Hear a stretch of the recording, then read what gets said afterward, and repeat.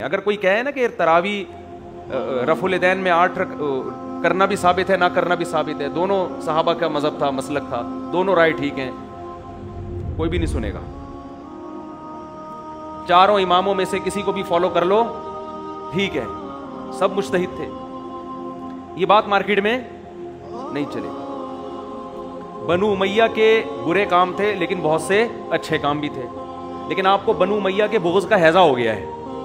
اب آپ محمد بن قاسم کو بھی ڈاکو کہیں گے جو سندھ میں اسلام لانے کا ذریعہ بنا، کیونکہ بنو امیہ کا تھا وہ. اب بنو امیہ کے دور میں جتنے اسلامی خلافت وسیع ہو رہی ہے، کفر سے لڑائیاں ہو رہی ہیں، وہ ساری حکومت کی لالچ پر مبنی لڑائیاں کہلائیں گی. کرسی کا شوق تھا، کیونکہ اب آپ کو بنو امیہ سے ذاتی بغض ہو گیا ہے.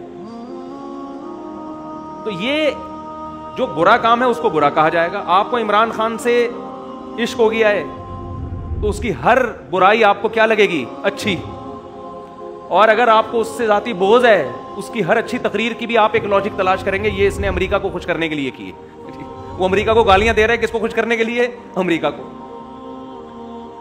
آپ کے ذہن میں ایک خناس بھر گیا، معذرت کے ساتھ یہ خناس کا لفظ تھوڑا سا سخت لفظ ہے لیکن یہ ہو رہا ہے.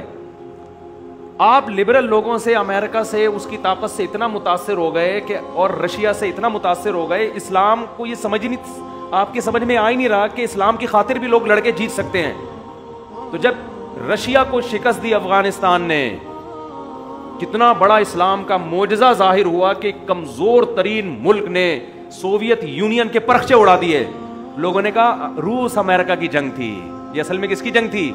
کوئی افغانیوں کا اس میں کوئی کردار نہیں. ہو بھائی، امریکہ نے بہت بعد میں آ کے تعاون شروع کیا. بھاگتا چور کی لنگوٹی والا مسئلہ ہوا ہے. لڑے تو یہ خود ہیں، امریکن تھوڑی لڑے ہیں افغانستان میں، لڑے تو افغانی ہیں. ساری قربانیوں پہ پانی پھیر دیا کیونکہ آپ سوویت یونین کی پاور سے اتنے متاثر تھے اور اسلام سے آپ کو اتنی نفرت تھی. آپ کے ذہن میں یہ کانسیپٹ بٹھانا ناممکن تھا کہ جہاد کی طاقت کے ذریعے ایک اتنی بڑی طاقت کو شکست دی جا سکتی ہے. آپ نے کہا یہ امریکہ نے مارا ہے، اصل میں یہ امریکہ نے رشیا کو مارا ہے، افغانیوں کا کردار نہیں ہے.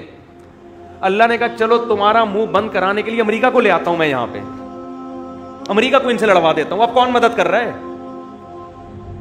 آپ کہہ سکتے تھے فرانس مدد کر رہا ہے، آپ کہہ سکتے تھے جرمنی مدد کر رہا ہے. اللہ نے کہا سب کو لے آتا ہوں میں، ٹھیک ہے نا. نیٹو کی 40-42 ملکوں کو لے آتا ہوں میں.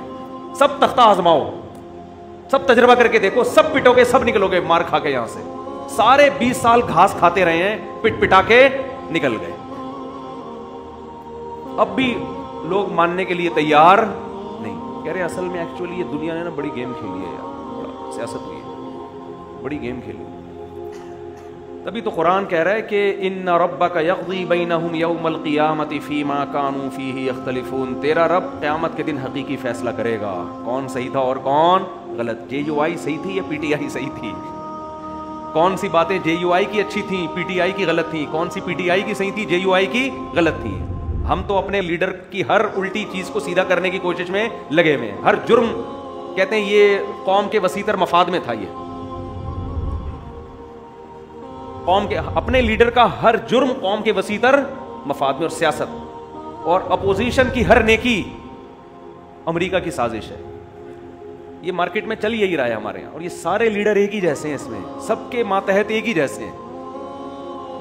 تبھی تو میں کہتا ہوں میرے بھائی، اپنے سیاسی لیڈر کا آپ دفاع کرو، لیکن اتنا جتنا قیامت کے دن افورڈ کر سکو، برداشت کر سکو. یہ تمہیں جہنم کی آگ سے نہیں بچائیں گے. اللہ کہے گا یہ جو تو نے اس غلط تقریر کی صحیح اس کو تو نے صحیح قرار دیا ہے نا، تیرے پاس دلیل کیا تھی؟ تیرے لیڈر نے ایک بکواس کی تھی اور تو نے بیٹھ کے اس کی تعویلات کرنا شروع کر دی. جو خاموش رہے گا وہ نہیں پکڑا جائے گا. جو خاموش رہے گا نا، من سمت نجا. حدیث میں آتا ہے جو خاموش رہ گیا وہ کیا ہے؟ نجات پا گیا. آپ کے پاس دلیل نہیں ہے، آپ خاموش رہو. یار مجھے نہیں پتا کہ یہودی سازش تھی یا نہیں تھی، مجھے نہیں پتا بھائی. لیکن آپ خامخواہ میں جب غلط چیز کا دفاع کرو گے تو چوڑے میں آؤ گے قیامت کے دن. اللہ پوچھے گا کہ تو اپنے لیڈر کی ہر الٹی چیز کو صحیح کیوں کر رہا ہے؟